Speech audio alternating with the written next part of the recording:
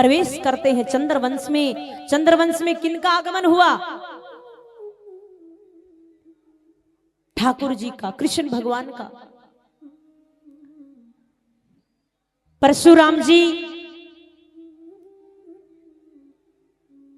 चंद्रवंश में होते हैं और इन्हीं के वंश में आगे होते हैं उग्रसेन जी। उग्रसेन जी के 9 पुत्र हैं। सबसे बड़े पुत्र का नाम है कंस। कंस अपनी चचेरी बहन से बड़ा प्रेम करते हैं और अपने मित्र वसुदेव जी से उनकी शादी करवा देते हैं।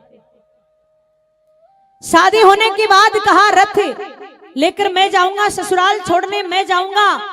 सभी ने कहा इतने सब तो हैं, आप क्या करोगे? बोला नहीं मैं जाऊंगा।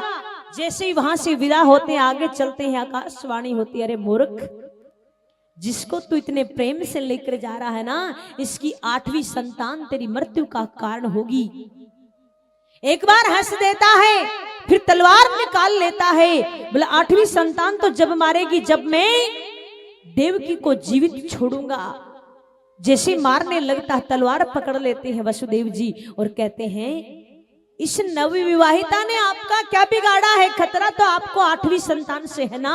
मैं वचन देता हूं एक एक संतान आपके पास लेकर आऊंगा, इसको मत मारिए, ये तो आपकी बहन है। बोला ठीक है, लेकिन मैं ऐसे नहीं छोड़ सकता। दोनों को कारागार में डाल देता है। जैसे जैसे समय गुजरता है पहली संतान पैदा होती है और वसुदेव जी बड़े प्रेम से लेकर आते हैं कंस के पास में। कंस उस छोटे से मासूम बच्चे को देखता है, मन में विचार करता है इस बच्चे ने क्या बिगाड़ा है मेरा? कितना मासूम है, कितना सुंदर है, मुझे तो 8वीं संतान से खतरा है ना। वापिस दे देते हैं। बोला ले जाइए। इधर नारद जी विचार करते हैं अगर कंस पाप नहीं करेगा तो पाप का घड़ा भरेगा नहीं, और पाप का घड़ा भरेगा नहीं तो कन्हैया का आगमन नहीं होगा। मुझे कुछ करना चाहिए। अष्टदल का कमल का फूल लेकर जाते हैं और कहते हैं सुनिए, इसकी गिनती करिए, कौन सी पंखुड़ी पहली है और कौन सी 8वीं है।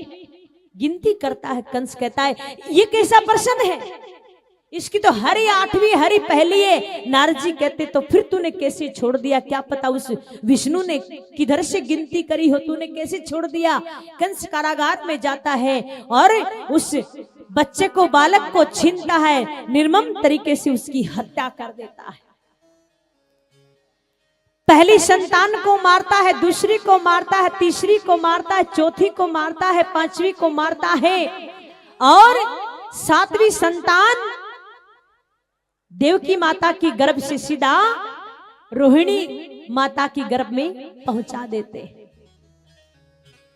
जैसे ही 8वीं संतान का आने का समय होता है, ठाकुर जी का सभी इंतजार कर रहे हैं, सभी प्रार्थना कर रहे हैं, पलके बिछा बिछा कर आइए भगवान, अब तो बहुत देर हो चुकी है, आइए आपका इंतजार बहुत हो चुका है। भादों का महीना है और मोटी मोटी बूंदें गिर रही है, मयूर नृत्य कर रहे हैं, सभी इंतजार कर रहे हैं भगवान का। और महाराज अब वो घड़ी आ ही जाती है। कृष्ण पक्ष में रोहिणी नक्षत्र में मध्य रात्रि के समय कारागार में देवकी माता की गर्भ से साक्षात परमपिता परमेश्वर छोटे से कृष्ण भगवान के रूप में अवतार ग्रहण करते हैं।